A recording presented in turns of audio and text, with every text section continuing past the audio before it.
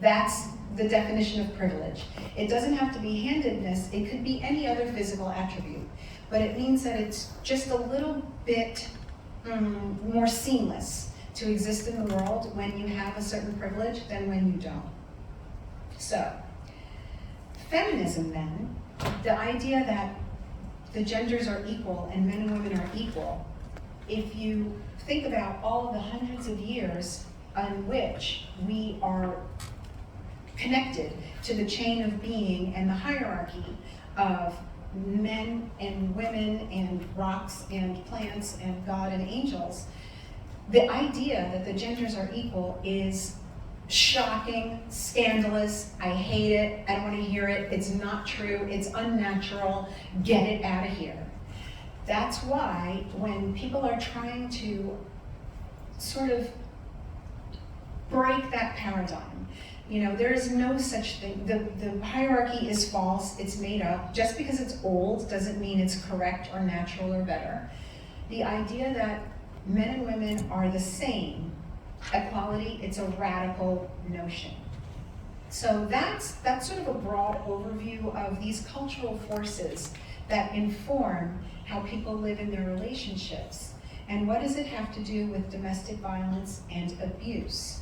It puts a whole new light on these kinds of scenarios, a whole new light on the cycle of abuse and things you may not notice. When I was very struck when Lex was talking about how it started subtly, and that's what happens. It starts very subtly. It starts with insults. It starts with put-downs. It starts with denigration. It's a little, you know, like the I was just joking, or you can't take a joke. We know this, right? And your friends and your relationships. Another thing to look out for, if you're looking out for a friend who might be in a dangerous situation, is when you start seeing them less and less and less and less.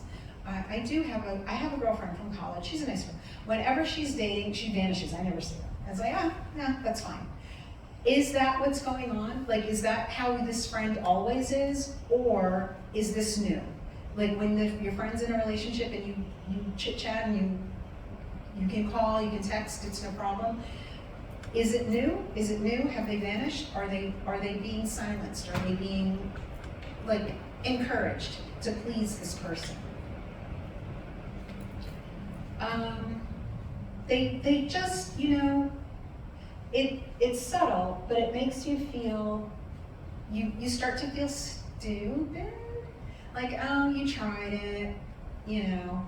Or you're upset about something and they're like, oh, please, you're making too much of it. You start to question your own reaction. Why?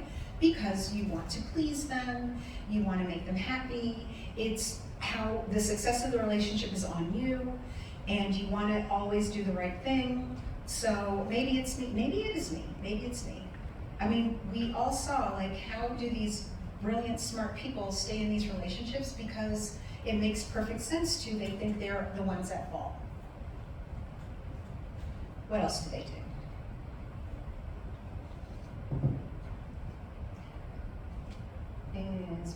What does that mean? Insults about the way you look. They put you down for, wait, was that this one? Same thing. Oh yeah, thanks. So they put you down for the way you look, or they denigrate your interests, they dismiss your friends, they start to make you question your own reality. And what happens is the violence, this is an old paradigm, but I think it's worth going through. The actual violent events occur within a cycle. So this is hard to read, but I'll just go through. What happens is there's a period of tension in which everything you say is wrong, you're on eggshells. If you remember, right, Lex was saying, I looked at the wrong person. Like, it started from she wasn't answering her phone to she looked at the wrong person. Like, it just gets the provocation gets smaller and smaller and smaller as this tension towards the violent episode is building. Then something will trigger it in the abuser. But what they're good at is making the victim feel like they triggered it. And that is a key to the glue if this dysfunctional couple. So the abuser will say, why did you make me do that? You're making me do that. You're getting me angry. You know how you are. And you're a person that wants to please, you're a person that wants harmony, and you say, I'm sorry, I'm sorry, I'm sorry, I'm sorry, I'm sorry, and it's never enough. It's never enough because the abuser is building up toward this triggered episode. The violence happens, and then they are sorry. And that is the real, I don't know what the word is, addiction, if that's what it is. You want that person. When they're sorry, when they're contrite, when they're flooding with love you and flowers and candy and please and why and I will never and that's lovely, that's fine. That's what keeps the victim in the relationship. Those reconciliation, love bombing, all of that stuff, it's like a new honeymoon. And you're ready to believe anything. Yeah, no, it won't happen again. It won't happen again. It won't happen again. He's not like that. They're also good at getting their victim to believe that no one knows them like you know, and you believe it also. Like, no, he's not like that with anybody else. Nobody understands how it is. No, nobody understands. And it's in speaking out and in being open that you understand, like that's not unique, like that's common, it's a tactic to keep the victim in place. So there are tons of different types of abuse, things to look out for. There's physical abuse, we know. Stop. Okay. There's physical abuse, there's sexual abuse, these are dense, but I'm just gonna list them. There's also gaslighting and withholding and not speaking. The mental abuse that will get you to wonder if you are a good person, to get you to, the goal is to get you mentally dependent on them. You actually start believing, and you know, the people who spoke here, beautiful, accomplished people, the abuser will get you to think that you're lucky to have them and no one will look at you. And we care about that because we want to be in a relationship, we want to make it work, we want to be successful, hopefully have a family, something. They are using those desires to keep you trapped with them. Property abuse. Some abusers will, I can't believe he took her cat. I have 2 cats, that's appalling, monstrous.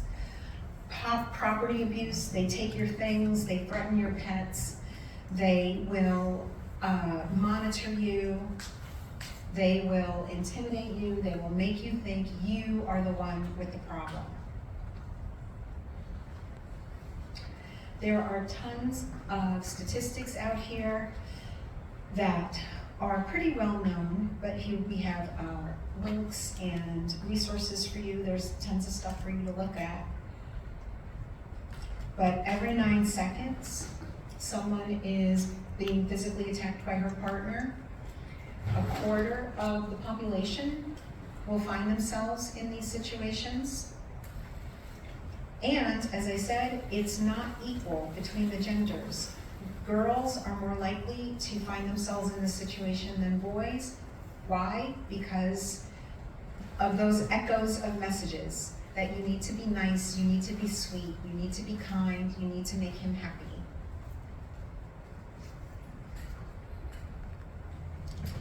So I said we're going to talk a little bit about the messages to men.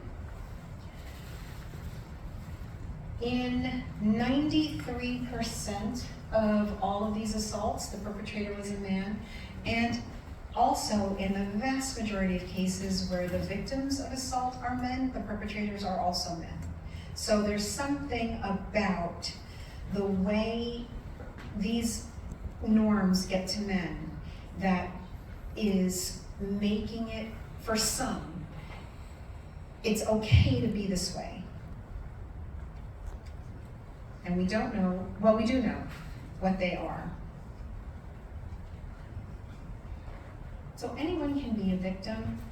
Anyone can fall prey to this, especially if you want to be nice, you want to be good.